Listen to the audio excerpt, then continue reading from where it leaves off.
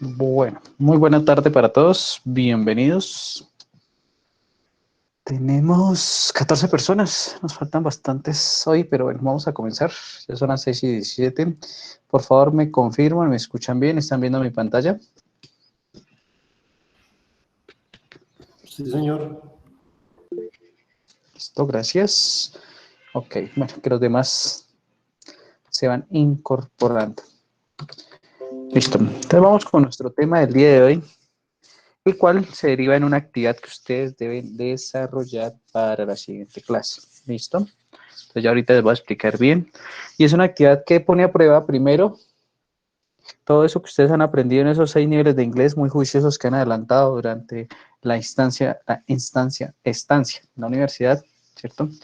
Porque es un análisis de eso propiamente. Bueno, vamos entonces acá. Hablábamos la clase anterior, hacíamos una introducción a todo lo que, o un recorderis a todo lo relacionado con la ingeniería del software, con el producto intangible que nosotros generamos. Llegábamos a unas conclusiones bastante, ¿cómo decirlo?, contradictorias, teniendo en cuenta esas cositas que hemos aprendido en algunas asignaturas, ¿cierto? Reforzábamos algunas otras y demás, ¿vale? Eso fue, digamos, esa conclusión a la que llegamos. Bueno, ¿qué debemos tener en cuenta ahorita o qué vamos a ver ahorita? Resulta, primero me llegó visita por acá. Bueno, resulta que ahora vamos a mirar de dónde nace la arquitectura de software, que es la arquitectura de software y otros conceptos que debemos tener muy presentes a la hora de trabajar. ¿Listo? Entonces, lo primero, de acuerdo al Software Engineering Institute, o el SEI, uy, qué pena, espera, que es que aquí tengo un gato al lado. La arquitectura de software se refiere a aquellas estructuras, ¿cierto? A las estructuras de un sistema, cómo está compuesto un sistema, de acuerdo a los elementos, a sus propiedades, a nivel tanto interno como externo. Esa podría ser. Entonces, si nosotros miramos esta definición y la volvemos a leer, ¿sí? Diríamos que las estructuras de un sistema, compuestas de elementos con propiedades visibles de forma externa y las relaciones que existen entre ellos. Esta definición es muy similar al concepto de arquitectura tradicional, ¿cierto? ¿Qué hace un arquitecto, por así decirlo, normal? Entonces, un arquitecto es aquella persona que diseña y dirige construcción. ¿Qué construye o qué dirige, qué diseña un arquitecto normalmente? Casas, apartamentos, ¿sí? La diferencia con el ingeniero civil, que el civil construye vías, puentes y demás. Entonces, si miramos esa definición, tendrían similitud esas dos profesiones. Básicamente, la arquitectura no es solo tomar decisiones de tecnología, no es solo decir, ustedes utilicen el modelo de vista controlador y ya, soy arquitecto de software, o ya estoy implementando la arquitectura de software. No. Ojo, porque la arquitectura no es solo eso. Básicamente, la arquitectura la podemos definir como aquella disciplina de la ingeniería del software, ¿sí? Que nos va a ayudar a construir software de calidad.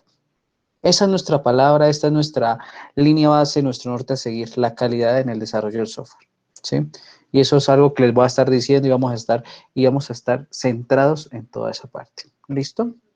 Entonces, tenemos acá Foundation for Study of Software Architecture. Ese artículo, Fundamentos del Estudio del Fundamentos para el Estudio de la Arquitectura de Software, fue desarrollado por estas dos personas hace más o menos unos 20 años, más o menos. Y es un artículo que todavía se mantiene vigente. Todavía se mantiene vigente. ¿Por qué? Porque los preceptos que dan estos dos señores, Alexander y Dewayne, han cimentado todo lo que nosotros conocemos y todo lo que nosotros trabajamos con respecto a la arquitectura del software. ¿Listo? Para que lo tengamos en cuenta. Y esa va a ser la actividad que vamos a hacer para la siguiente clase. Entonces, ese artículo, voy a mostrárselos por acá.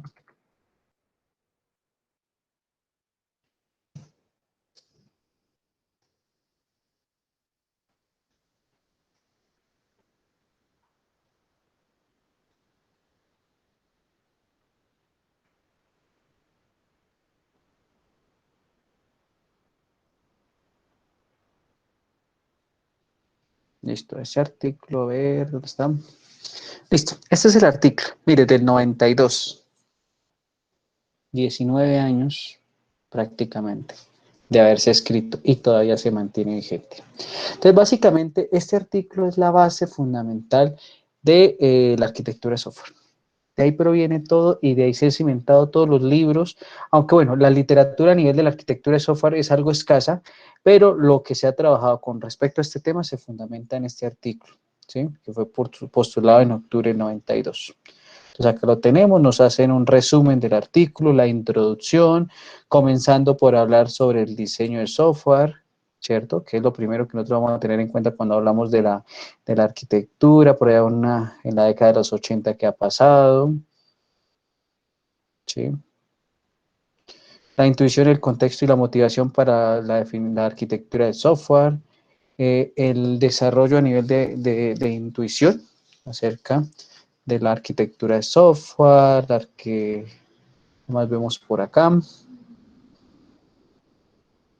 Tenemos la arquitectura de red, construyendo una arquitectura, las vistas que trabaja, los estilos arquitectónicos, los estilos y la ingeniería y los estilos y materiales. Y vamos a mirar todo eso. El contexto, la arquitectura y su contexto, ¿cierto? ¿Cuáles son esas motivaciones que se tienen para y las especificaciones para ser un buen arquitecto de software? El modelo de la arquitectura de software, todo eso. Entonces, eso lo vamos a leer para la siguiente clase y ya les voy a decir qué debemos hacer con este artículo. ¿Listo? Vamos a continuar por acá con nuestra presentación. Entonces, lo que nos dicen estos dos señores en ese artículo ha cimentado todo el estudio de la arquitectura de software. Básicamente en eso resumimos. Entonces, ¿qué debemos tener en cuenta con respecto a los preceptos que nos dan estos dos señores? Primero que desarrollar software va más allá de la parte funcional. Desarrollar software no es sentarse a codificar y listo. ¿Listo? No vamos solo en eso. Hay un trabajo previo y un trabajo posterior a esa codificación que debemos prestarle una gran importancia. La situación cambió, ya debemos generar mayor soporte al negocio y hay una mayor complejidad. Anteriormente nosotros éramos las personas eruditas del tema, ¿sí? Nosotros éramos los únicos que sabíamos y las demás personas no conocían de software. Ahorita ya el mercado exige, ¿sí? Ahorita ya incluso las empresas tienen ingenieros, tienen profesionales en esta área, que ellos son los que asesoran directamente cuando se trabaja o se hace desarrollo de software. Entonces debemos tenerlo muy presente. Las mismas empresas ya están exigiendo software de calidad y que los profesionales sean eficientes en esta materia. ¿Listo? Tener en cuenta que la evolución del software volvió a la arquitectura algo crítico. Sí, nosotros debemos tener en cuenta. Eso lo debemos tener muy presente. Entonces vamos a hablar algo del ciclo y el desarrollo de software. ¿Qué es esa vaina? Entonces, vamos con la primera parte. Vamos a empezar aquí con las preguntas, a ver cómo están. Y vamos a ir preguntando, a ver. Nos dice primero, vamos con el primer interrogante de la noche. ¿En qué parte del ciclo de vida del desarrollo del software se debe aplicar la arquitectura? Entonces, compañeros del jurado, ¿cuántos compañeros tenemos? 19, 20, 21, menos 3, 18. De los 18 participantes, ¿en qué etapa o en qué parte del ciclo de vida del desarrollo del software se debe aplicar la arquitectura de software? ¿Y por qué consideran eso?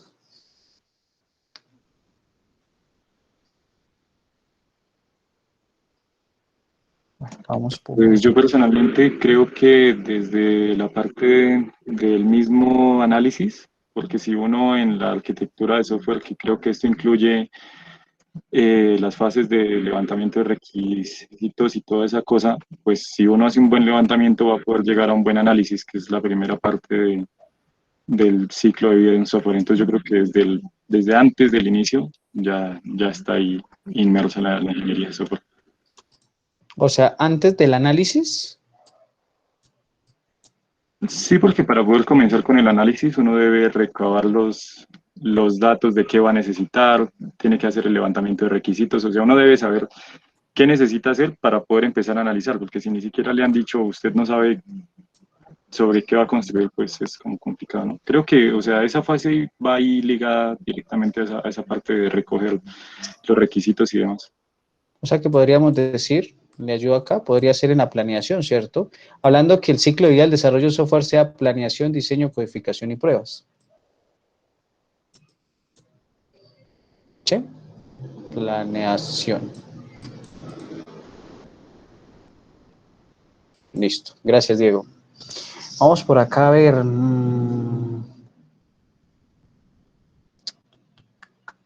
Juan Carlos Hernández. ¿En qué etapa Buenas del noches, ciclo de señor. vida del desarrollo, buenas noches, en qué etapa del ciclo de vida del desarrollo del software se debe aplicar la arquitectura de software?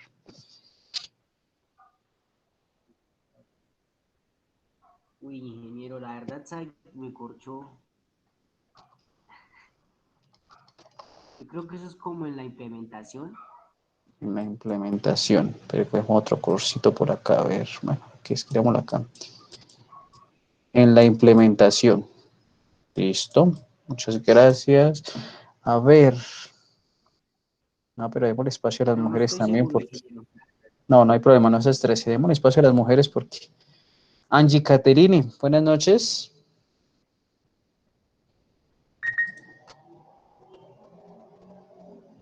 Buenas noches, ingeniero. ¿Cómo estás?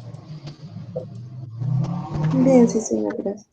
Listo. Cuéntanos, ¿en qué parte del ciclo de vida del desarrollo de software crees que se debe aplicar la arquitectura de software? Pues yo también creo que Una en la planificación. planificación, perdón. Listo. Vamos por acá. Planificación o planeación. Listo, muchas gracias. Vamos con una última intervención. A ver, por acá. William Yesit, Sí, señor. ¿en cuál cree? Em, pues yo creería que después de la definición de los requerimientos y antes del desarrollo. Antes de la definición de los requerimientos. ¿Cómo? Espera, Después, ¿qué escribimos acá? después de la definición de los requerimientos. Listo. Después de la definición de requisitos. Vemos que debemos cambiar esa palabra de requerimientos. Yo interpretaría esta fase después de la definición de los requisitos como el diseño, ¿cierto? Más o menos. O sea, si lo vemos como planeación, análisis, diseño, codificación, pruebas, más o menos. Entonces vamos a colocarlo como que es por acá. Listo. Vamos a ver qué nos dice por acá este señor. La respuesta a esa pregunta es que es un proceso transversal. O sea, debe estar presente en todas las fases del ciclo de vida del desarrollo de software. Si yo en este momento tengo un ciclo de vida sencillo, donde hablamos de un análisis, un diseño, una codificación, unas pruebas, ¿cierto? Ese sería mi ciclo sencillo de vida del desarrollo de software. La arquitectura de software debe estar presente en todas. Debe estar presente en el análisis, debe estar presente en el diseño, debe estar obviamente y muy importante en la codificación y asimismo en las pruebas. ¿Por qué debe estar presente en todas? Porque recordemos que lo que nosotros estamos buscando aquí es calidad en el desarrollo del software. ¿Y cómo yo garantizo la calidad? En la revisión de todo.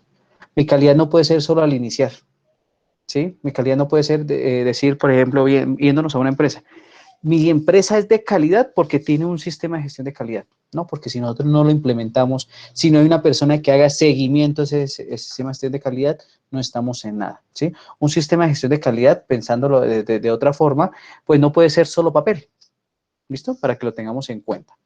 Entonces, es un proceso transversal para que lo tengamos en cuenta, muchachos. O sea, debe estar aplicado en todas las fases, en todas las fases del ciclo de vida del desarrollo del software.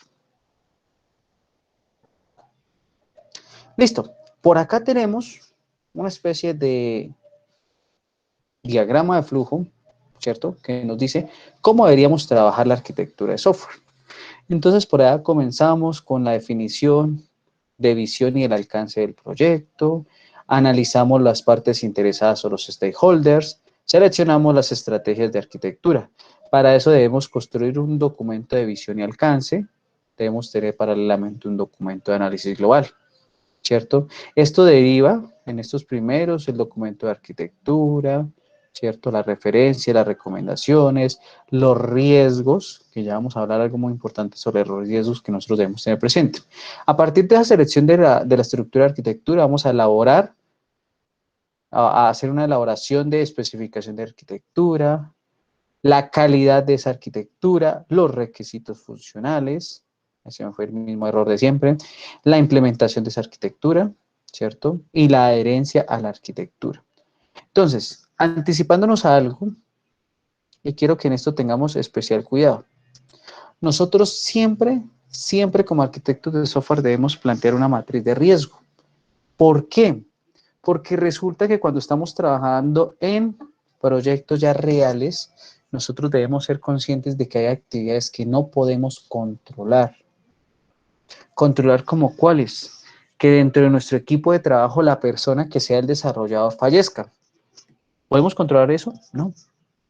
Que se presente un desastre natural. Ustedes me dirán, bueno, pero es que usted está siendo muy extremista. No, porque son cosas que pueden suceder, ¿sí? O sea, no podemos en este momento, independiente de nuestras creencias religiosas, políticas, económicas, sociales, si creemos en la reencarnación, en que hay un cielo, un infierno, si, independiente de eso, sabemos que la muerte hasta donde sé, no se puede prevenir, ¿sí? O sea, lo único fijo que tenemos en la vida es que nos vamos a morir en algún momento. Que qué pase después de eso no sabemos. Pero entonces, ¿qué pasa? ¿Listo? Un accidente de tránsito. Podemos ser precavidos para reducir el riesgo de un accidente de tránsito, pero no necesariamente. A pesar de que no tengamos un vehículo, pero podemos salir y al cruzar una calle, un automóvil, una motocicleta, hasta una bicicleta nos puede atropellar, ¿sí? Entonces tengamos en cuenta todo eso. Que en el trabajo el arquitecto estaba en su computador trabajando y la lámpara que le quedaba encima se desprendió del techo y le cayó. Y todo eso. ¿Listo? Entonces nosotros debemos siempre tener esa matriz de riesgos y evaluar qué riesgos se pueden presentar, qué riesgos pueden afectar el desarrollo normal de nuestro proyecto. Y tener en cuenta algo, nosotros no eliminamos los riesgos, lo que hacemos es mitigarlos y controlarlos, ¿sí? Entonces yo digo que para que las personas cuando suban y bajen escaleras eviten la caída, entonces lo que hacemos es colocar como una especie de cinta antiadherente, ¿sí es antiadherente? Creo que se llama, bueno, que no le permita resbalarse a la persona en las escaleras. Lo que hacemos ahorita con el tema de la pandemia. A mí no me garantiza nada que el lavado de manos, que el uso del tapabocas, que el distanciamiento social, no me garantiza que voy a estar 100% seguro de contraer ese virus. Lo que hace es reducir ostensiblemente que yo pueda ser víctima de recibir eso. ¿Listo? Entonces eso lo debemos tener muy presente y en el desarrollo del software igualmente. Listo, entonces vamos acá con la siguiente pregunta de la noche. ¿Cuándo se concibe el software? Para aquellos que pronto no estén habituados al término concebir, ¿cuándo nace el software? ¿Listo? Entonces, ¿qué creen ustedes, muchachos? ¿Cuándo nace el software?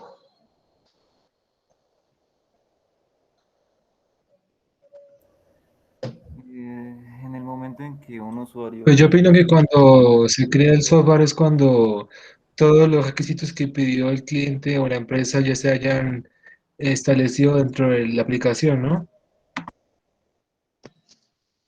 Cuando ya, o sea, digamos que cuando los requisitos de usuario estén listos. Yo digo que después de que ya esté implementado y esté funcionando correctamente, pues igual el propósito de un software es resolver algo, ¿no? Cuando esté Pues me imagino que nace implementado. cuando ya está resolviendo eso. Listo. ¿Quién dice más? Vamos a mirar que creo que alguien escribió en el chat. Espérenme un segundito. Cuando ya se le hayan realizado las pruebas. En la fase de pruebas.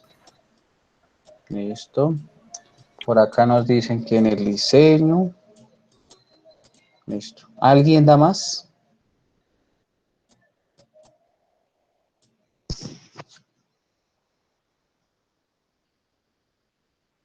Cuando los requisitos de usuario estén listos, cuando se implementa, cuando se hagan las pruebas, cuando se haga el diseño. Bueno, vamos a mirar entonces cuándo se concibe la idea del software.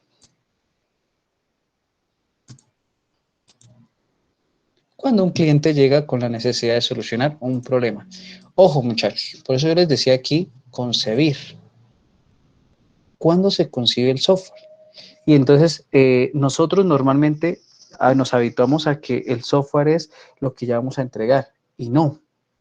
Ojo, cuando yo llego como cliente donde ustedes, como el ejercicio hace 8 días, y les digo que soy un zootecnista y que necesito un software que me ayude a controlar los inventarios porque siento que mis productos se están perdiendo, en ese momento ya comienza a concebirse el software. ¿Por qué? Porque ustedes a través de la información que yo les estoy dando, ustedes empiezan a mirar, bueno, mire, este señor necesita esto, esto, esto. Pero bueno, empecemos a analizar.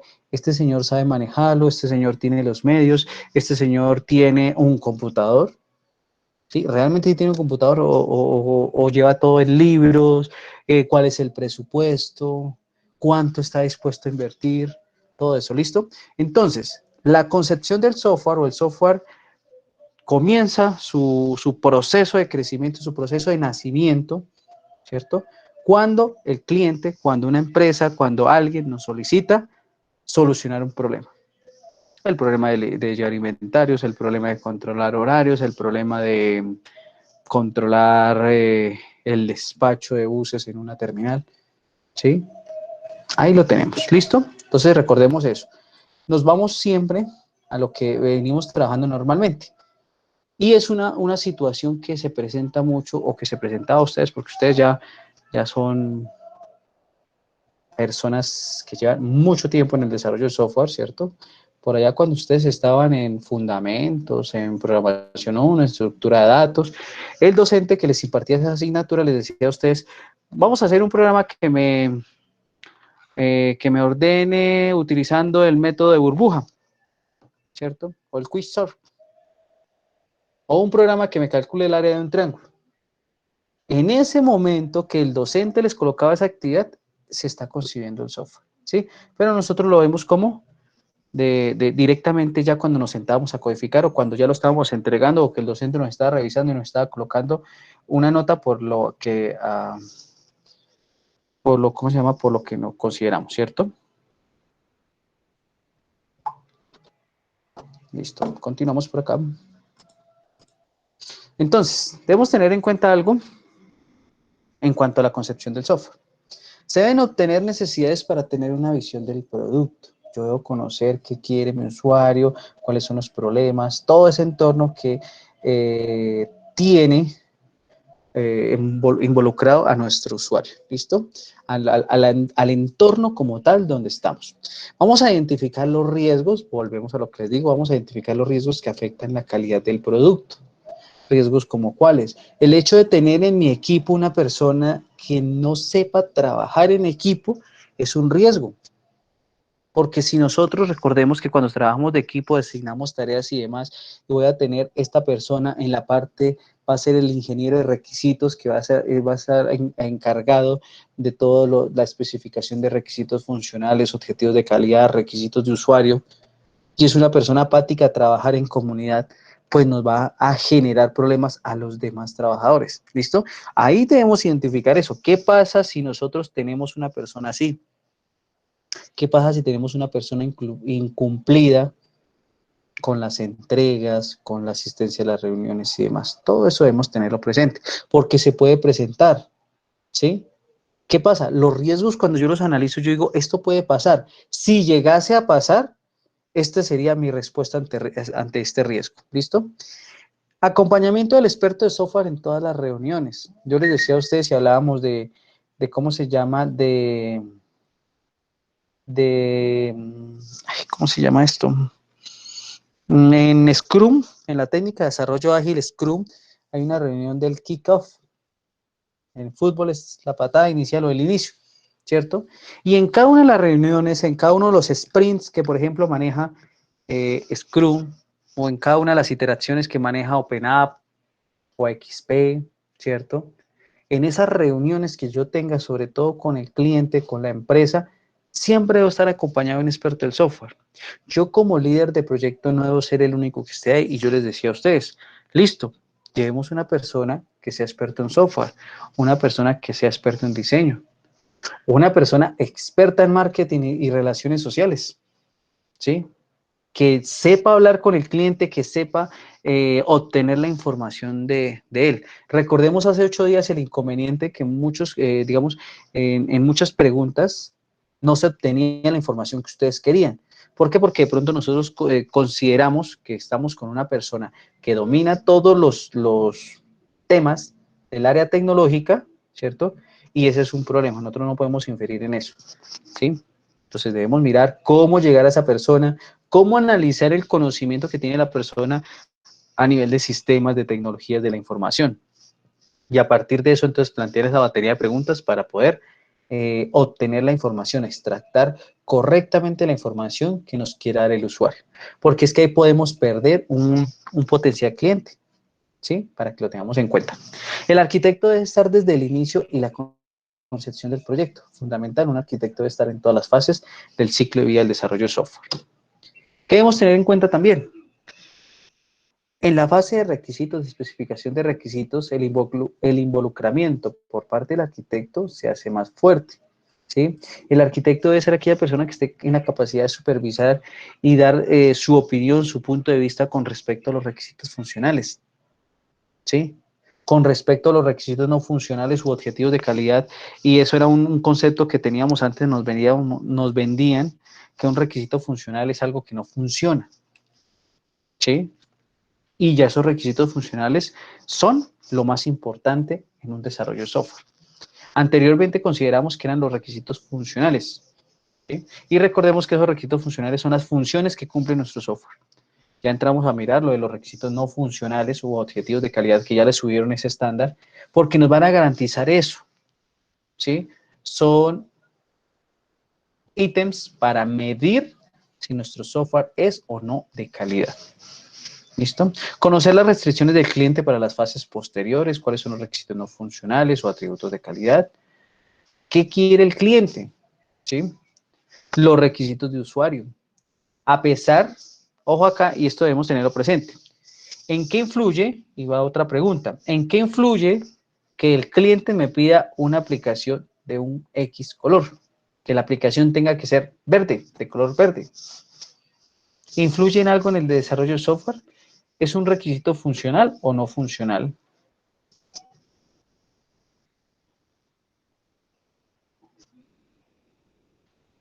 Pues sería un requisito funcional, ¿no? Funcional. Porque en sí no interviene en nada con los requisitos no funcionales como, bueno, los que vimos las clases pasadas, ¿no? Pero recordemos que un requisito funcional sería una función, algo que yo hago en el software. Y el color, ¿cómo lo trabajo ahí? Eso sería un requisito no funcional, porque lo que son los colores, las formas y eso no son requisitos funcionales. Un requisito no funcional. ¿Quién intervino? Qué pena, todavía por voz no conozco a todos. William. Listo, William. Refuto lo que usted dice, en el sentido de que normalmente los requisitos no funcionales o los objetivos de calidad me ayudan a garantizar la calidad del software. ¿Será que un software es de mejor calidad cuando es de color café que azul o viceversa? No. No importa el color. Exacto, no importa el color, ¿sí? Yo analizo, bueno, me gusta a veces leer y hay algo con una bebida que me encanta mucho, que la tengo un poco suspendida, que es la Coca-Cola. Entonces yo les decía a ustedes, miren el emblema de Coca-Cola o miren el logotipo de Coca-Cola. Sencillo. Un fondo rojo con letras blancas. Y esa marca vende mucho. ¿Qué pasa si nosotros le cambiáramos a esa marca el color? Y no fuera fondo rojo con letras blancas, sino fuera un fondo verde, un amarillo fosforescente. Personalmente yo no me tomaría esa gaseosa, no me llamaría la atención. Me llama la atención por el contraste de colores. Pero ¿qué pasa? Esos colores que el cliente a mí me exige, que tienen que ser rojo, que tienen que ser verde, que tienen que ser morado, no son ni requisitos funcionales ni no funcionales. Ustedes miran dónde vienen. En los requisitos de usuario. Aquellos por así decirlo, caprichos que tiene el cliente. Yo quiero que la letra sea Arial porque es la letra más bonita que existe. ¿Que con la letra Times New Roman funciona? Claro que funciona, pero es que el cliente lo necesita con letra Arial. Lo necesita con monachitos, lo necesita con el color rosadito. Entonces, miremos que no son requisitos puntualmente ni funcionales ni no funcionales, pero que de todas maneras el cliente exige eso para comodidad de él y de sus trabajadores y demás. ¿Listo? Entonces tenemos que tener en cuenta. También debemos identificar cuáles son esos controladores, los sistemas y subsistemas más importantes para el, no más importantes, más relevantes para el desarrollo del software, sin demeritar los que nos queden. Entonces, dentro de la concepción del software, en la fase de la planeación, vamos a tener en cuenta que el arquitecto hace planeación desde una perspectiva técnica, ¿sí? Desde una perspectiva técnica. ¿Qué necesitamos? ¿Cómo lo necesitamos? ¿Será que es ideal que yo para un proyecto como el que les voy a mostrar ahorita o como el del que vamos a hablar ahorita, que ustedes deben desarrollar durante esta clase, bueno, durante la asignatura, es ideal siempre utilizar Scrum? Siempre porque es lo último, porque es la más bonita, la más sonada. ¿Será que siempre es necesario eso? Entonces yo como arquitecto de software voy a caer en algo que se llama el Golden Hammer. Más adelante vamos a ver ese error fundamental en la elección de las arquitecturas de software. Yo no puedo casarme con una arquitectura de software única. Que puede haber algunas que nos sirvan, que van a existir unas técnicas o marcos de trabajo ágil o tradicional que me sirvan, sí. Que pueda aplicar una en 2 o 3 proyectos, sí.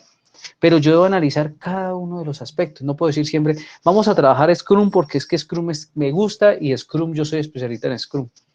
Bueno, y si yo tengo un proyecto apenas donde van a trabajar solo 2 personas conmigo, ¿será necesario una metodología tan robusta para un proyecto tan pequeño, de un alcance corto? O por el contrario, tengo un equipo de trabajo con ustedes que son 19 personas en el momento y voy a utilizar una metodología XP. Entonces miremos todo eso.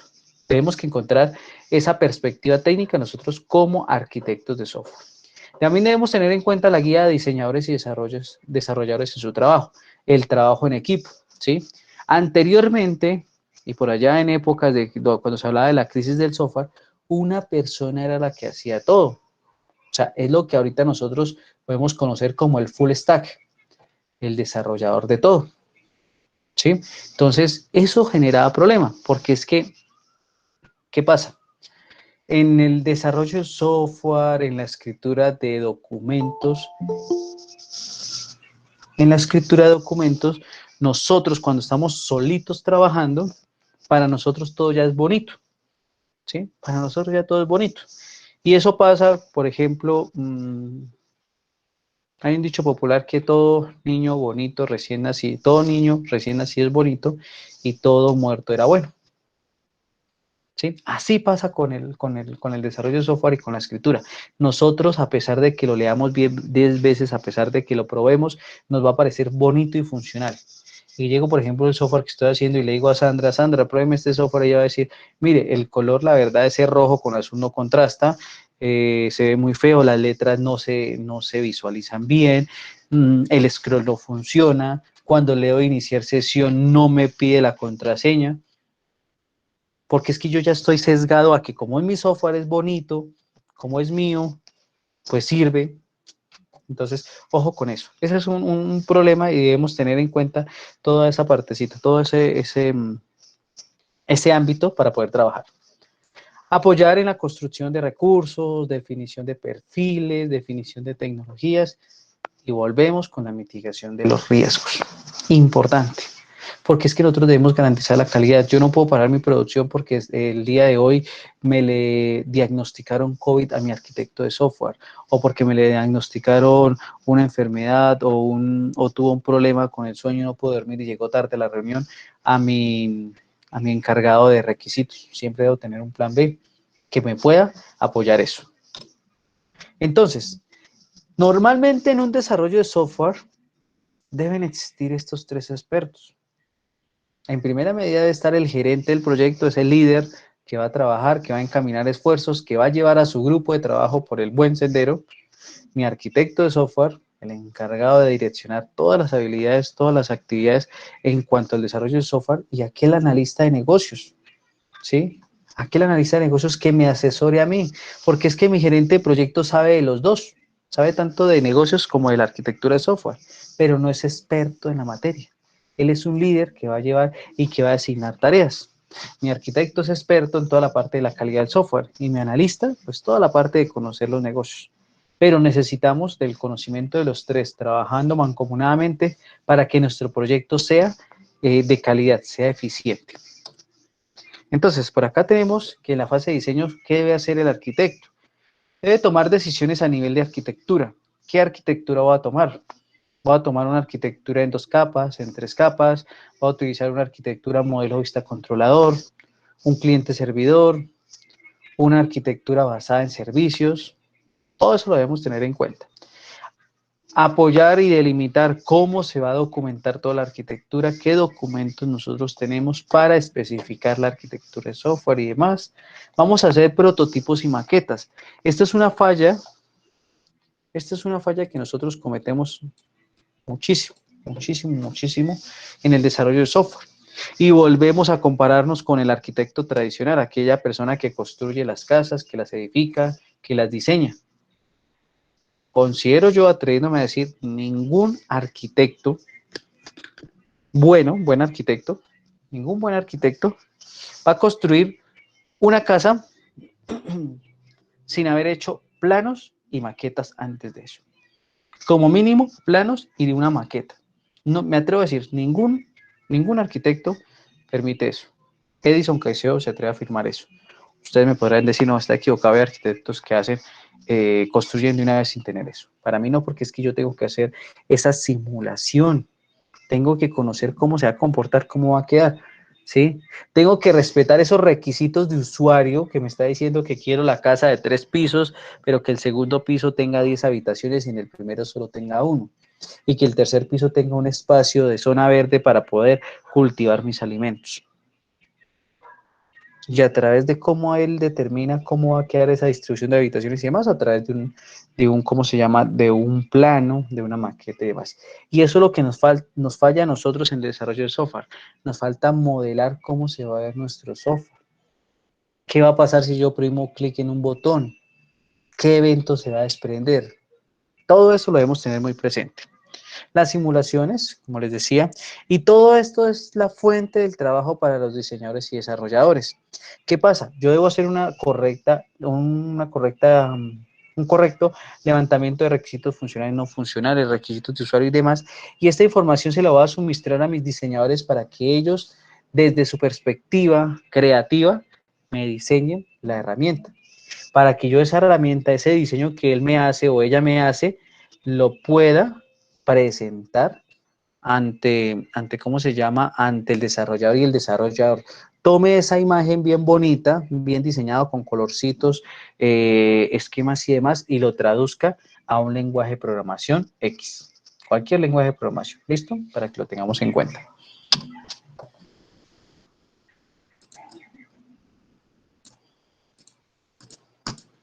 Listo. Dentro de la fase del diseño, ¿qué debemos tener en cuenta? ¿O cuáles son los insumos para esta fase? Primero, los requisitos. Requisitos funcionales, requisitos no funcionales, requisitos de usuario, requisitos de negocio. Todos los requisitos habidos y por haber los vamos a necesitar. ¿Y cuáles van a ser las salidas en este caso? Las arquitecturas candidatas. Pero ¿cuántas arquitecturas debemos tener?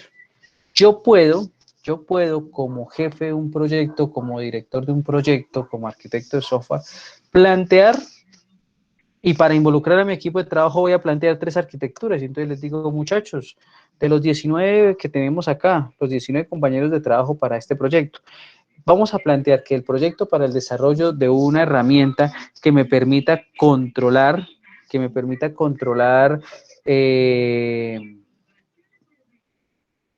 la presentación de informes técnicos de estudiantes de los primeros 5 semestres del pregrado de Ingeniería de Sistemas, Para ese proyecto vamos a utilizar la arquitectura vista controlador, perdón, el modelo vista controlador y la arquitectura cliente-servidor. ¿Sí? ¿Ustedes qué opinan? Entonces ustedes me van a decir, no, mire, la arquitectura cliente-servidor no nos funciona porque es que lo ideal es no tener software instalado en los computadores.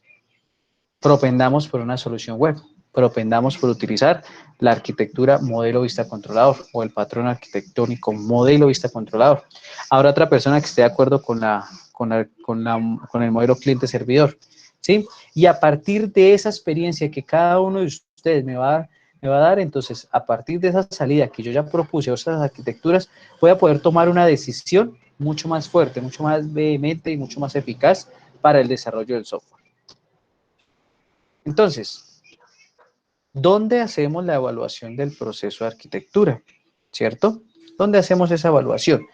Entonces, primero que todo, el arquitecto debe ser un mentor, un guía en las decisiones de arquitectura. No debe imponerse, eso sí vamos a tener claro, no debe imponerse, a pesar de que dirige todas las actividades, eso es un trabajo mancomunado.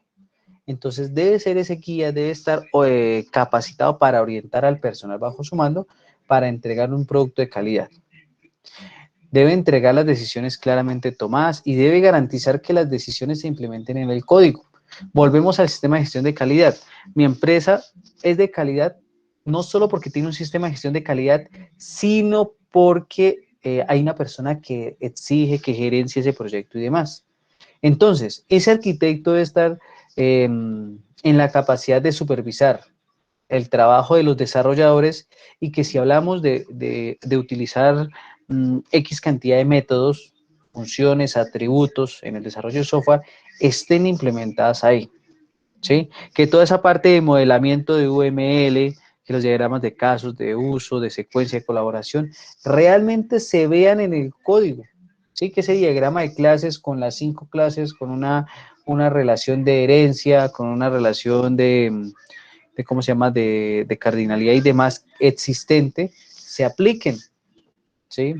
Que no vaya a suceder que planteemos dentro de esa planeación una base de datos relacional, perdón, una base de datos no relacional y mi codificador, mi diseñador de base de datos me la convierta a relacional porque resulta que él no manejaba bases de datos no relacionales.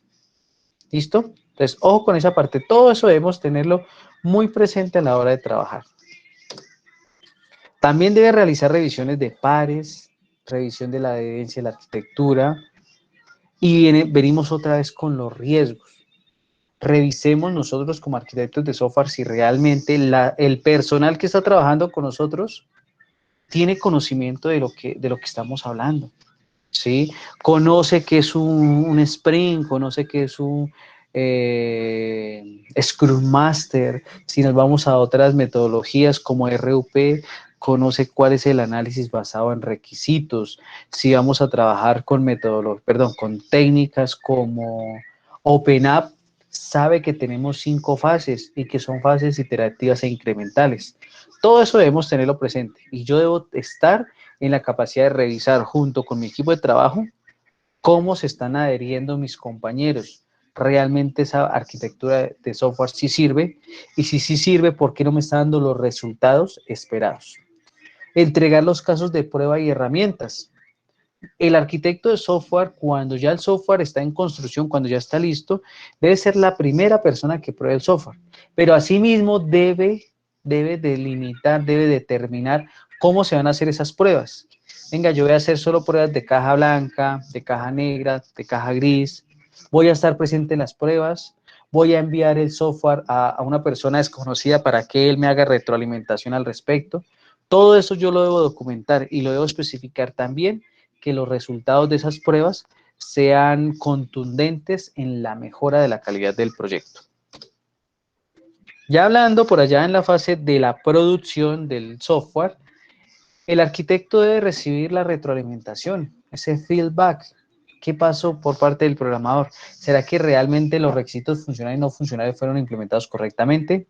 ¿Los requisitos de usuario como color, letra y demás fueron aplicados? ¿Qué otras cosas podemos tener presente ahí? La arquitectura de software sí fue bien recibida por los integrantes. Nos tocó hacer algún cambio. El modelo de clases o el diagrama de clases sí era acertado. Nos tocó cambiar métodos porque esos métodos estaban mal planteados, mal definidos, ¿cierto? Durante la puesta en producción también debe haber una retroalimentación y debe estar pendiente de ese monitoreo de cambios. Realmente hay que hacer cambios y por qué hay que hacerlos. Ojo, porque los cambios pueden denotar una mala planeación, pero entonces debemos tener en cuenta nuevamente los riesgos. Entonces, vamos a hablar algo acá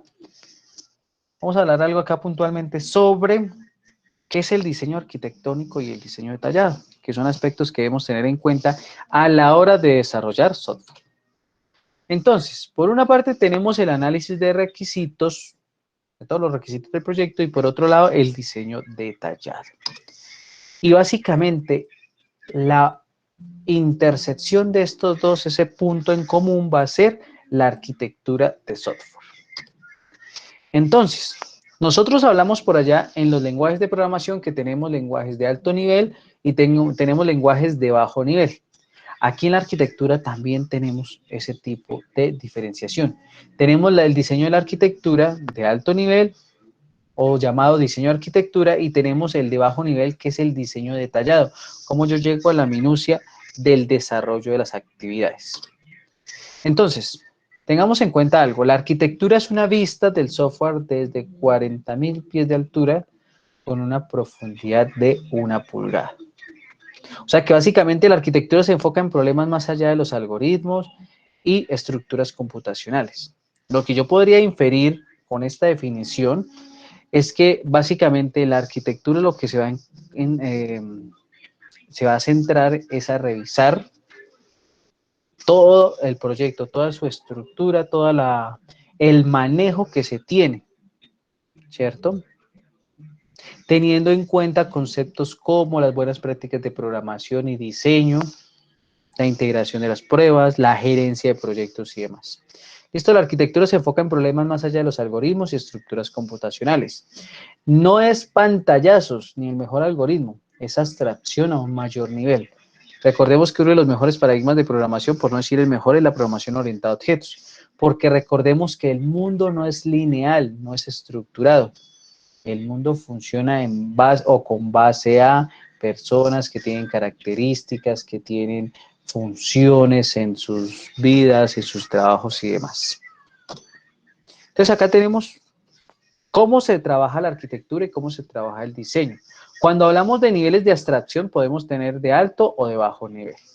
Cuando hablamos de entregables en cuanto a la arquitectura, tendríamos el planear subsistemas, las interfaces, los servicios que se van a prestar, los frameworks que vamos a implementar, los componentes reutilizables si existen y el prototipo arquitectónico. Hablando desde la arquitectura, pero en el caso del diseño, el diseño puede ser transformado en diseño detallado por componentes y en la especificación de la codificación, cómo codificar esas buenas prácticas para poder trabajar.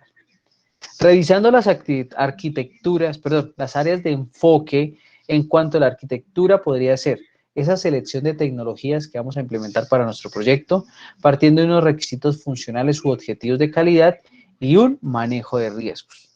Mientras que si lo miramos desde el diseño se va a enfocar a esos requisitos funcionales, a cumplir con las funciones para las cuales es solicitado o es demandado un arquitecto de software para arreglar un problema o dar solución a un problema.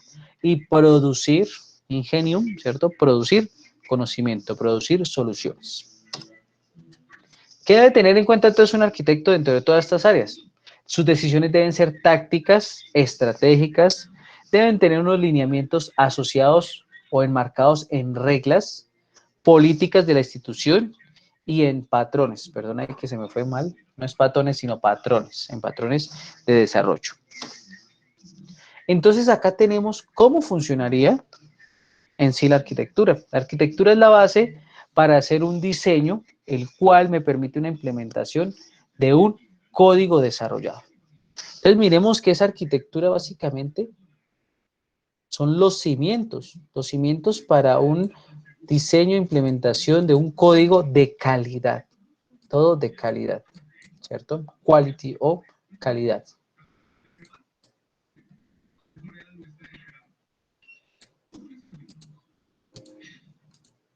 Listo. ¿Hay dudas, preguntas, inquietudes con la primera parte de la clase? Vamos a verlos por acá. Preguntas, dudas, inquietudes de los participantes con respecto a este esbozo de la arquitectura de software.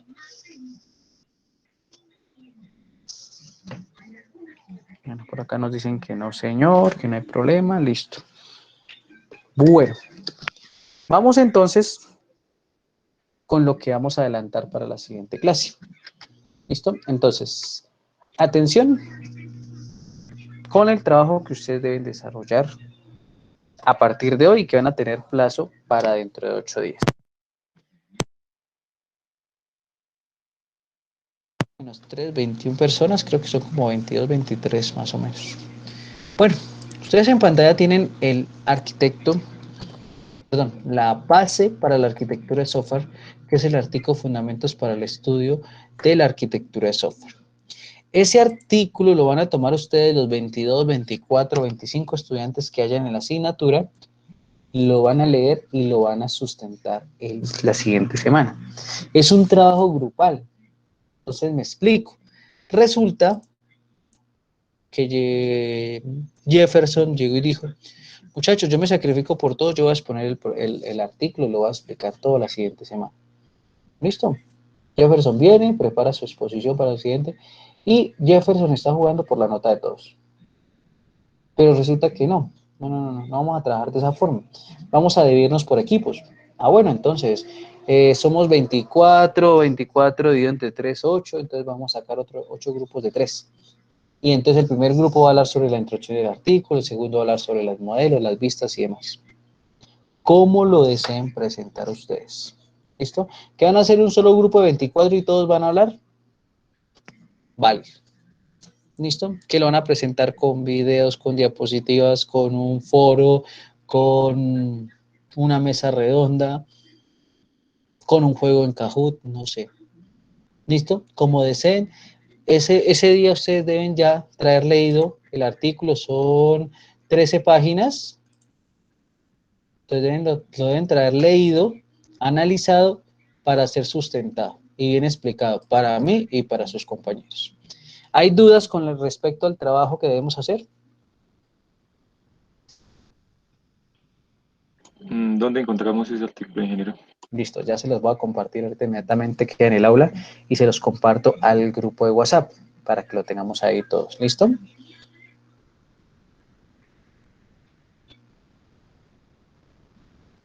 ¿Alguna otra duda, pregunta, inquietud con respecto al trabajo?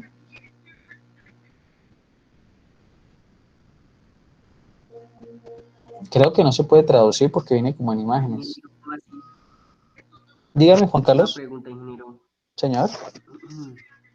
O sea, ¿de dónde salen los temas que nos toca, de los cuales nos toca hablar del artículo? El artículo todo, o sea, usted lo viene a explicar todo. Lo que les decía, un ejemplo, Juan Carlos dijo, no, yo lo voy a leer, ya lo conozco, lo expongo por toda la clase. ¿Listo? Usted viene acá con su ayuda, con su presentación, su video, su fonomímica, su, ¿cómo se llama eso? Su monólogo, y nos lo explica, ¿sí? O se dividen en grupos de trabajo, o entre todos se eligen 2, 3 personas que expliquen esa actividad, que nos den la clase dentro de 8 días.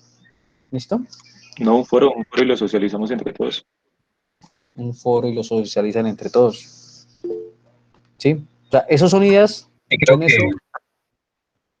Señor. pues no sé si, qué pena interrumpirlo, si, pues, su merced, creo que ya terminó la clase, o sea, la explicación del tema que traías para hoy, pues de pronto para tomarnos el atrevimiento de una vez escoger qué vamos a hacer con los muchachos de la clase. Como para de una vez dejar claro si vamos a irnos en grupos, si vamos a hacer un foro, una mesa redonda, no sé. Listo. Entonces, si quieren, les doy Pues todavía no hemos terminado clase porque viene lo más bonito que es lo del proyecto que vamos a desarrollar. Entonces, no sé cuánto tiempo necesitan, incluso si desean me retiro un momentico de la sala, aprovecho para ir a tomar un vasito de agua mientras ustedes hablan. Ustedes me dicen cuánto tiempo necesitan. Pues no sé, no sé.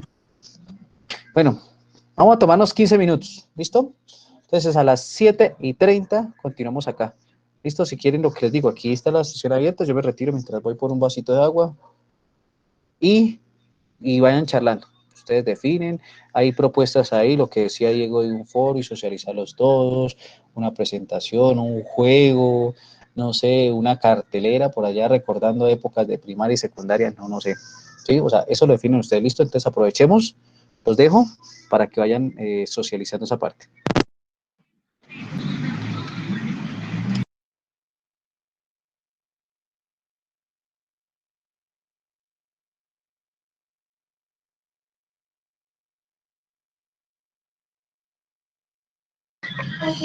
Ah, bueno, tengan en cuenta una cosa, se me olvidaba, hay personas que hoy creo que no asistieron, ¿sí? Entonces, para que pronto los que sepan de aquellas personas que no asistieron, para que los vinculen también.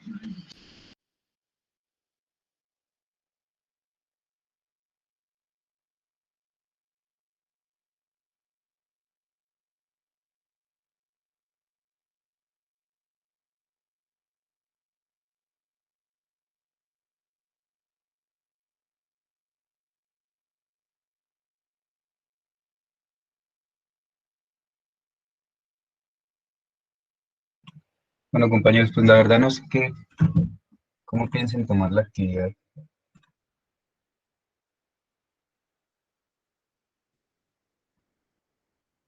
porque pues el ingeniero lo que nos dijo fue, o sea, lo que él está diciendo es que entre todos tenemos que tomar la decisión si lo vamos a hacer en grupos, tendríamos que escoger qué tema va a escoger cada uno, cada grupo, pues no sé.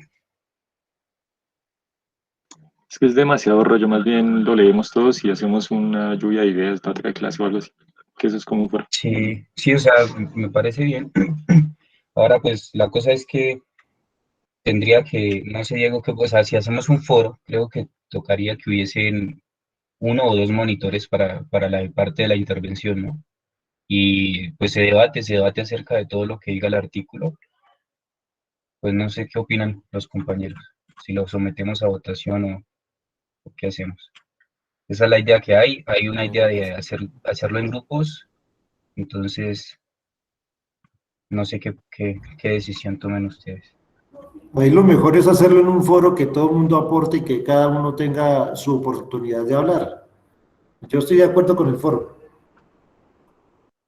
Sí, claro, y tener en cuenta que, digamos, si se hace un foro, lo que decíamos, van a haber unos monitores los cuales van a controlar pues, la intervención de cada uno de nosotros en el foro. Lo importante es que cada uno tenga la oportunidad de participar y pues creo que el ingeniero de ahí tomaría la nota, ¿no? El hecho de que todos participemos y se haga un debate.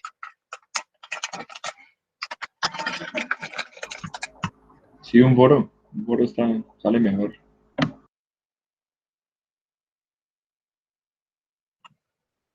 La cosa es que, o sea, del foro, cada uno, o sea, la nota depende de cada uno, de que se tome la tarea de leer el artículo y que traiga apuntado, no sé, subrayado sus ideas principales y bueno, lo que va a decir.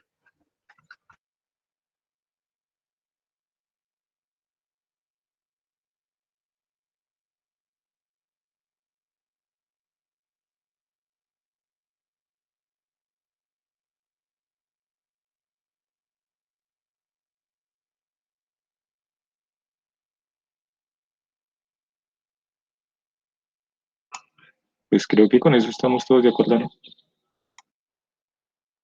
El que esté de acuerdo que levante la mano.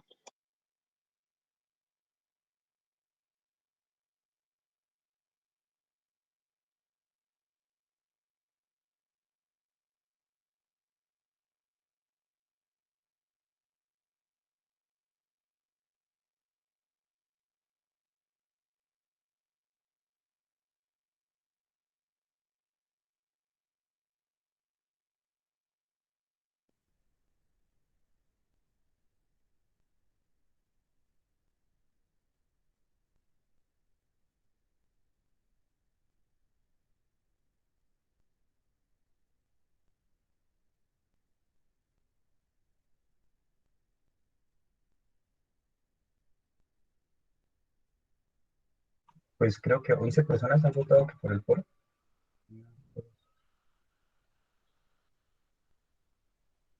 12, creo. 12, ¿hay cuántos? ¿23?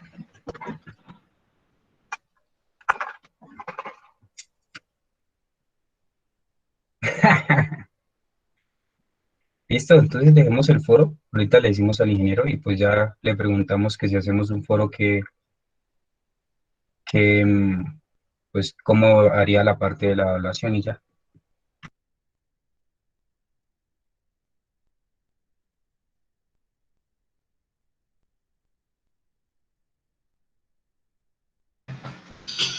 Perdón, los interrumpo, muchachos.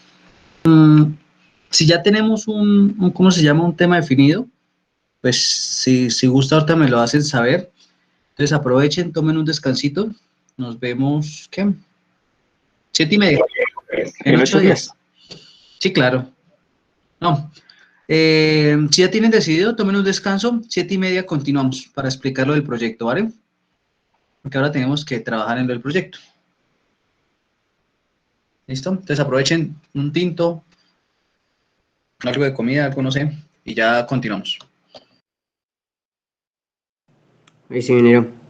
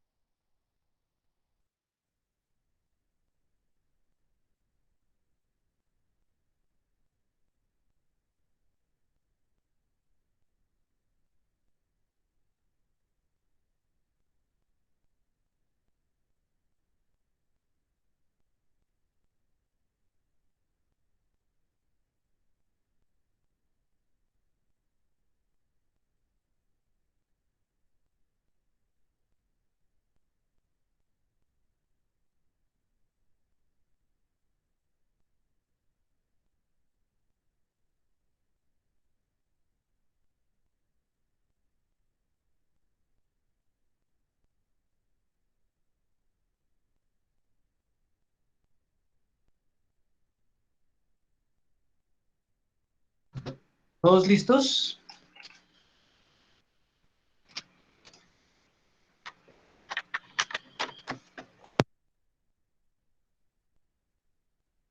Para continuar.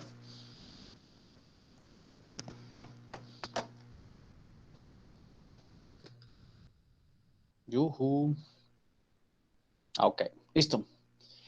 Entonces, muchachos, la segunda parte de la clase de hoy es, como habíamos hablado en la clase anterior, es definir el proyecto que ustedes deben presentar. ¿Listo? Entonces vamos a empezar a especificar las reglas de juego para este proyecto.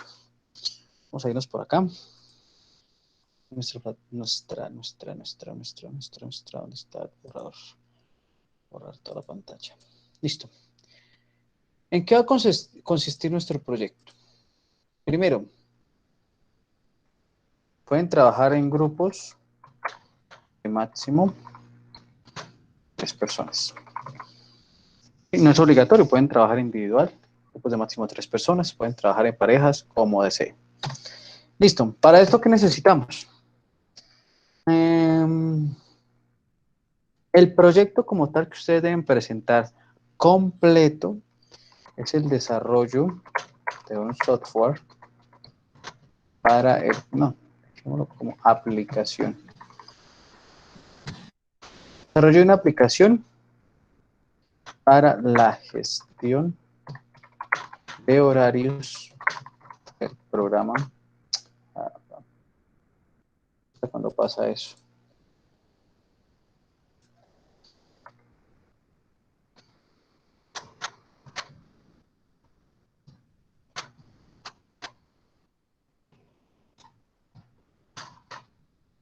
Horarios para el programa de ingeniería de sistemas de Unisanquira.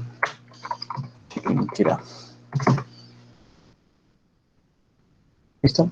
Ese es el proyecto que ustedes deben hacer. De lo que yo les decía a ustedes, grupos máximo de 3.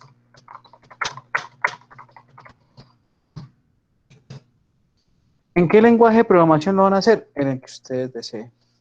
Ustedes quieren trabajar en Python, quieren trabajar en Ruby, en JavaScript, en Vue.js, en PHP, en Android, en Kotlin, en Go, en el que deseen. No hay ningún problema. ¿Qué es lo que deben hacer con este software? Y eso sí necesito que de una vez empecemos a dejar claro qué información necesitan tener. Todo, por favor. Voy a permitirme aquí mostrarles más o menos cómo se trabajan los horarios. A ver si lo tengo por acá.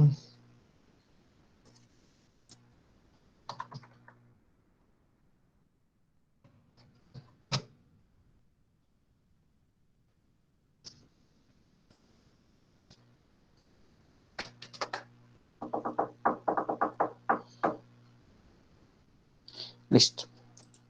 Resulta, y los voy contextualizando, a inicio de cada semestre el director del programa, o quien haga sus veces, debe comenzar a revisar qué grupos hay y comenzar a jugar con este rompecabezas que son los horarios.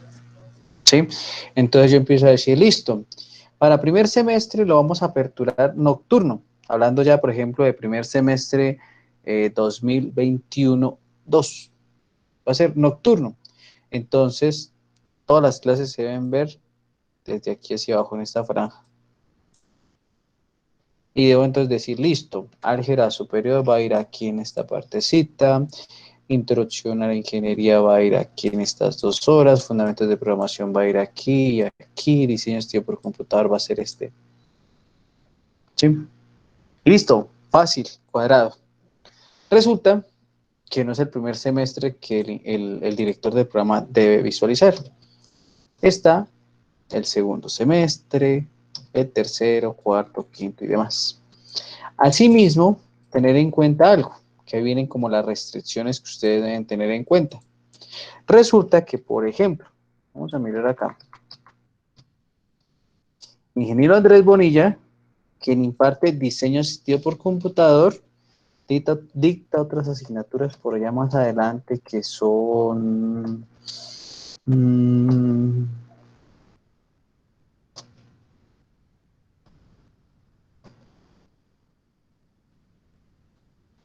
una electiva por acá de computación gráfica, ¿cierto?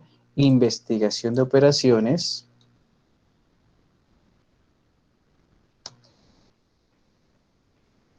Y creo que nada más. Ah, y esta otra electiva. Entonces, al docente no se le pueden cruzar los horarios. ¿Listo? Esas son las actividades que ustedes deben ir teniendo en cuenta. Otra restricción. Un docente que sea de asignación cátedra u ocasional no puede exceder las 19 horas de clase. Entonces, ¿qué pasa? Resulta que mi amigo Andrés Bonilla tiene aquí 3 horas, ¿cierto? Aquí no tiene, mire, bueno, estas son las mismas 3 horas. 3 horas, por acá no tiene, así, investigación de operaciones 2, vamos a decir que la tiene, es que no recuerdo que la tiene. Otras 3 horas, serían ya 6 horas. Otra lectiva acá, 9 horas. 9 horas, tan, tan, tan, tan, tan, tan, tan, tan.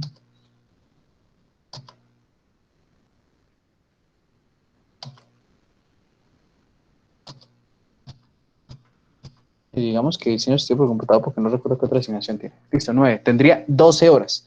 Él estaría bien. ¿Listo? Pero entonces, tiene que evaluar el sistema, me debe decir a mí como director de programa, si yo estuviera haciendo las funciones de dirección de programa, tendría que decir, listo, el ingeniero Andrés Bonilla le va a asignar estas clases, pero cuando ya le asigne esta otra, va a decir, qué pena, ese docente ya excede el cupo de 19 horas que por norma exige la universidad puede tener. ¿Listo? ¿Preguntas con el proyecto que debemos desarrollar? Ingeniero, ¿este se hace por todo el grupo, por todos los que están en el curso, o podemos hacer grupos nosotros?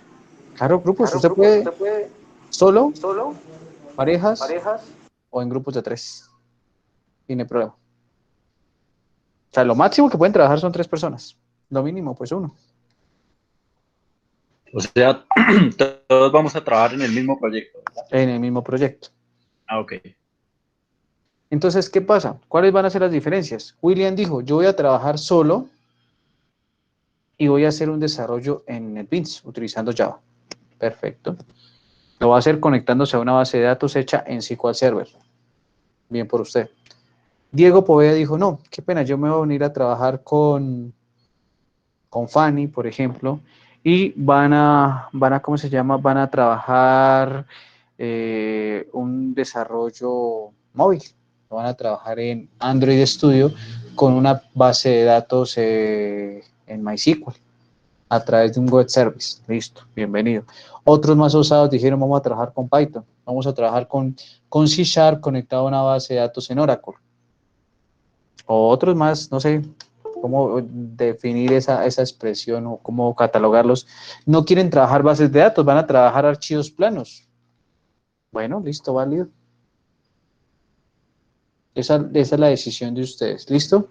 Entonces, dudas, preguntas con respecto a los requisitos, con respecto a las restricciones y demás que ustedes deben hacer.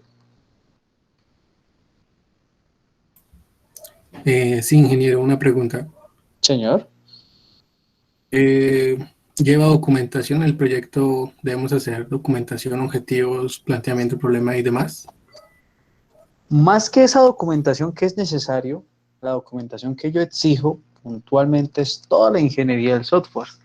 O sea, me atrevo a decir yo, porque no debemos hacer ingeniería inversa, no debemos primero hacer el software bien bonito, funcional, excelentes vistas, genera reportes y demás, y después entonces macheteamos los diagramas de casos de uso, secuencia, colaboración, no. O sea, aquí vamos a hacer la secuencia como debe ser. Primero debemos analizar el problema, debemos hacer el diseño, en el diseño vamos a hacer el modelamiento, vamos a hacer los diagramas de casos de uso, secuencia de colaboración, vamos a elegir la arquitectura. Obviamente en este momento yo no les puedo pedir, oiga, ¿qué arquitectura van a utilizar? Porque hasta ahora estamos comenzando. Pero durante las clases vamos a ir viendo toda esa temática para que ustedes vayan implementando. ¿Qué me atrevo a decir yo en este momento? ¿Cuál sería ese primer entregable que ustedes deben hacer, o esa primera entrega? Como mínimo debe estar toda la documentación. O sea, para la entrega de final de corte, como mínimo debe estar toda la documentación. Que ya tenemos un avance en software, listo. Pero si llega un grupo, y esto lo dejo muy claro, si llega un grupo con el software ya todo hecho sin documentación, es un grupo que en la primera entrega va a tener 0. Porque estamos volviendo ¿cómo se llama? A esa mala praxis de la ingeniería inversa. ¿Que la ingeniería inversa puede dar resultados? Sí, da resultados y puede dar resultados excelentes, pero nos vamos a acostumbrar a las buenas prácticas de la programación, ¿vale? Entonces, chicos, no sé qué dudas hay, si ya queda todo claro, digamos que ahí están las condiciones dadas. Dime, Jennifer. Profe, qué pena, podría volver a repetir, es que quedé perdida o sea, lo que debemos evaluar es que los profesores no sean de las horas, es que Sí. quedé perdida. Listo. ¿Qué condiciones debe tener? ¿Qué condiciones debe tener? Y ahí debemos mirar. Para mí, Edison Caicedo, el software solo debe tener un usuario que lo utilice o un usuario principal. Este debe ser quien haga las veces de director de programa. Solo debe haber un usuario. ¿Qué pasa? Yo puedo, y aquí yo les estoy dando tips, por así decirlo, para trabajar eso. Los docentes pueden tener usuario, pero van a ser usuarios de consulta. O sea, van a ser usuarios como Edison Caicedo, que no es director de programa, va a llegar a poder mirar esto, consultar el horario. Incluso, ni siquiera debería consultar todo el horario. Edison Caicedo va a poder ver el horario de Edison Caicedo. ¿Sí? O sea, a Edison Caicedo le va a aparecer por acá Proyecto Integrador 2, ¿cierto? En un solo horario. A Edison Caicedo le va a aparecer algo como esto. Ya les voy a decir qué le va a aparecer a Edison Caicedo en su perfil, si lo van a dejar así, ¿no? Esto es una sugerencia. ¿Dónde está por acá? Horario de clases.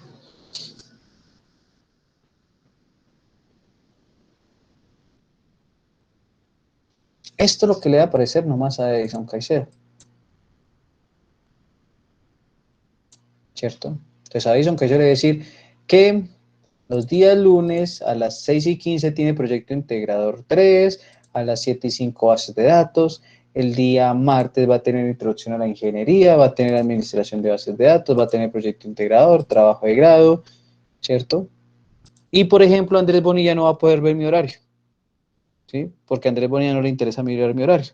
A Carlos, a Felipe no les interesa tampoco, ni a mí me interesa conocer eso, ¿listo? Esa puede ser una sugerencia. Listo. ¿Qué pasa? Resulta que ahí deben tener especificados, no sé cómo lo van a clasificar y demás. Nosotros en la universidad manejamos 2 tipos de docentes, ¿sí? O los clasificamos en 2 tipos. Entonces vamos por acá. Los docentes cátedra y los docentes tiempo completo. Los docentes cátedra pueden tener máximo 19 horas de asignación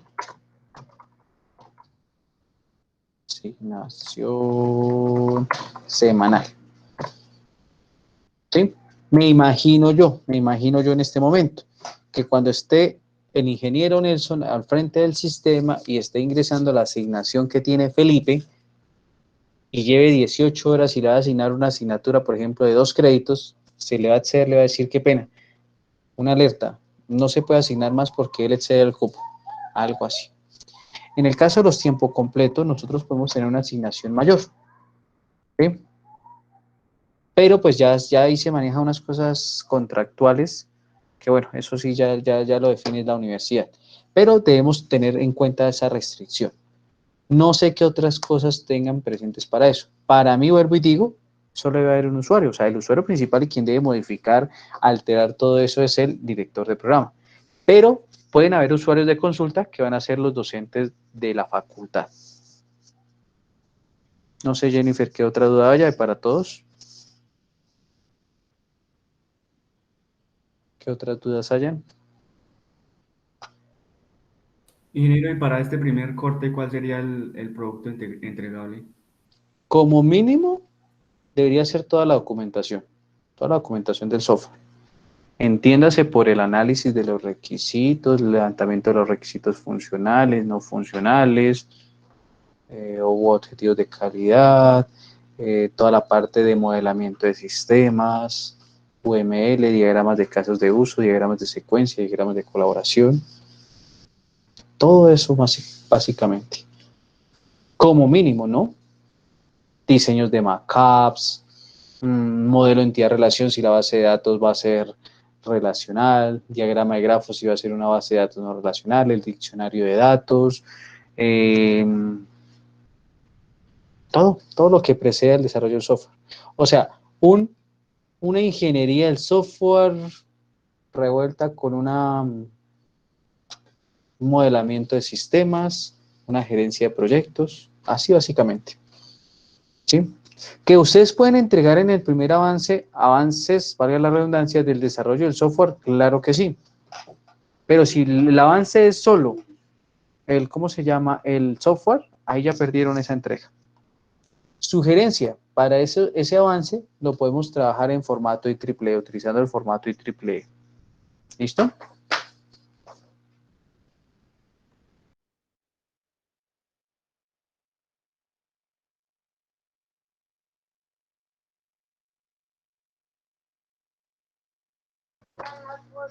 ¿Dudas? ¿Preguntas, inquietudes? ¿O todo claro?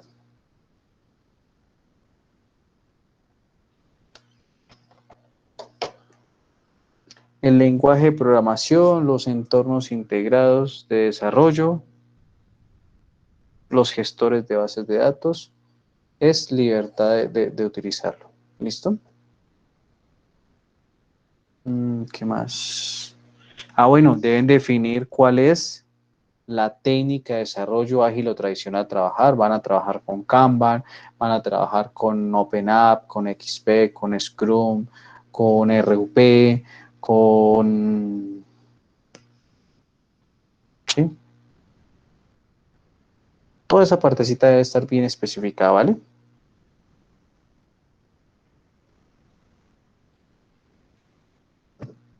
¿No hay más dudas? ¿No hay preguntas? ¿No hay inquietudes? ¿Todo claro?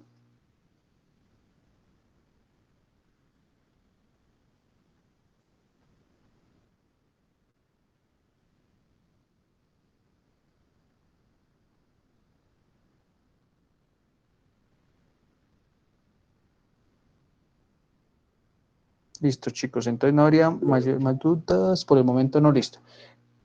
Nos dejó sin palabras, pero si es tan fácil ese software, ustedes lo sacan en un mes. Ustedes que son eruditos en la programación. Bueno, entonces, nada, lo ideal es que ustedes vayan haciendo su trabajo.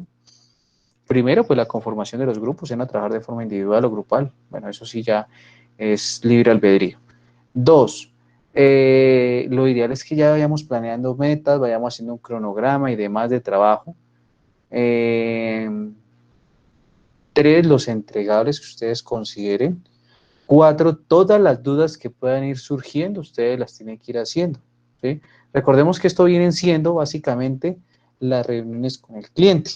Entonces, que ustedes necesitan conocer información, necesitan conocer cuál es el sistema, la asignación, todo como se lleva actualmente, todo eso están en la capacidad, están en el derecho y en la obligación de pedirlo, ¿sí? Porque en este momento estamos jugando a esa actividad de que ustedes son una empresa de desarrollo o son varias empresas de desarrollo y están haciendo levantamiento de información ¿cómo se llama? Para entregar un producto. ¿Listo? Para desarrollar ese producto. Y el producto va a ser pues el software que van a entregar para obtener una nota en los dos cortes. ¿Listo, muchachos?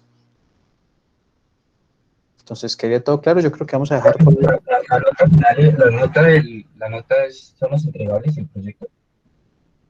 ¿Cómo así? La nota final de la asignatura. No, recordemos que tenemos unas actividades evaluativas. El proyecto creo que es el 10 o 15% en cada corte. Ok. No. Entonces ahí están jugando más o menos el 20, 30% del total de la nota. Listo, vale, gracias. ¿Listo?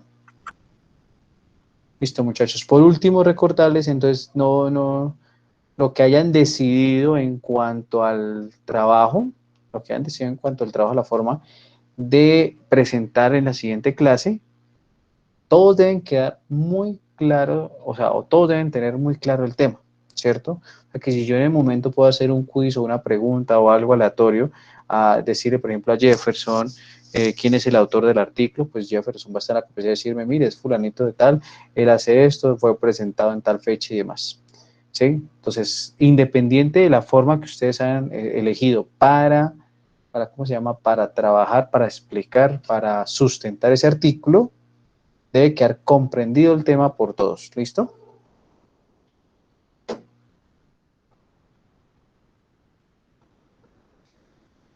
Listo, muchachos. Entonces, los dejo por hoy, descansar un ratico. Voy a aprovechar lo mismo porque ahorita continuamos con más clases. Entonces, aprovechen, descansen un poco. Aquellos que no, pues pueden ir a dormir de una vez, a ver la novela a las 8. Entonces, una feliz noche, que descansen. Muchas gracias por haber asistido. Se cuidan.